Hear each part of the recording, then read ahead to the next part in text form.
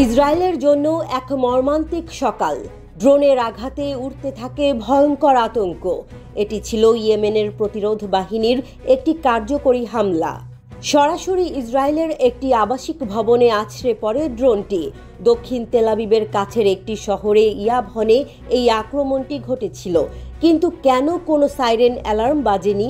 কেন কেউ জানতো না যে ইসরায়েলের ওপর আছড়ে পড়ছে একটি ড্রোন? সেসব প্রশ্ন নিয়ে এখন চলছে তদন্ত। ইসরায়েলি সেনাবাহিনী জানিয়েছে যে ড্রোনটি ইয়েমেনের কাছ থেকে নিক্ষেপ করা হয়েছে এবং এটি মিশরের আকাশপথ দিয়ে ইসরায়েলি সীমায় প্রবেশ করেছিল। শুরুতে এই ড্রোনটি কেউ লক্ষ্য করেনি, এমনকি কোনো সতর্কতার সাইরেনও বাজেনি।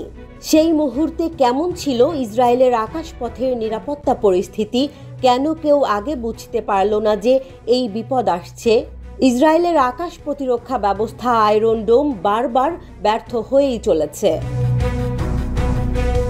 ড্রোনটি ইয়াভনের একটি 15 তলা ভবনের ওপরের ফ্ল্যাটে আছড়ে পড়ে। বিস্ফোরিত হয়ে ভেতরে আগুন লেগে যায়। এই ঘটনা কি ইসরায়েলের জন্য আরও বড় বিপদের ইঙ্গিত করছে? ইয়েমেনের আনসার আল্লাহ বাহিনী এই হামলার দায় স্বীকার করেছে। তাদের মুখপাত্র ইয়াহিয়া সারি এক ভিডিও বার্তায় বলেছেন, তারা সফলভাবে ইসরায়েলের একটি সংবেদনশীল লক্ষ্যবস্তুতে আঘাত করেছে। ইয়েমেনি প্রতিরোধ আরও ঘোষণা করেছে, ফিলিস্তিনের জনগণের প্রতি তাদের সমর্থন কখনো থামবে না যতদিন পর্যন্ত ইসরায়েলের আগ্রাসন বন্ধ না হবে এবং গাজা উপত্যকার ওপর থেকে অবরোধ উঠানো না হবে ততদিন তাদের হামলাও চলবে। ইয়েমেনের প্রতিরোধ বাহিনী ইসরায়েলের বিরুদ্ধে এই অভিযানকে একটি নৈতিক লড়াই হিসেবে গণ্য করছে। ইসরায়েলি সেনাবাহিনী এ নিয়ে তদন্ত চালাচ্ছে, কারণ তারা এখনও বুঝতে পারছে না কেন ড্রোনটি আক্রমণ করার আগে সাইরেন বাজেনি। সামরিক বিশেষজ্ঞদের মতে ইসরায়েলের নিরাপত্তা ব্যবস্থায় বড় ফাঁক রয়ে গেছে। বিশেষজ্ঞদের মতে এই ড্রোন হামলার পরিপ্রেক্ষিতে ইসরায়েলের জন্য বিপদ আরও বেড়ে গেছে।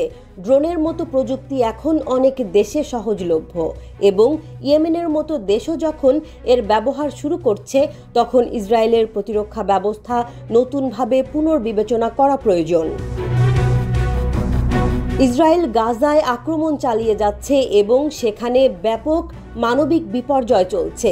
গাজায় নিঃস্ব পরিবারগুলো আর্থিকভাবে ও শারীরিকভাবে বিপর্যস্ত। হাজার হাজার নারী ও শিশু নিহত হচ্ছে।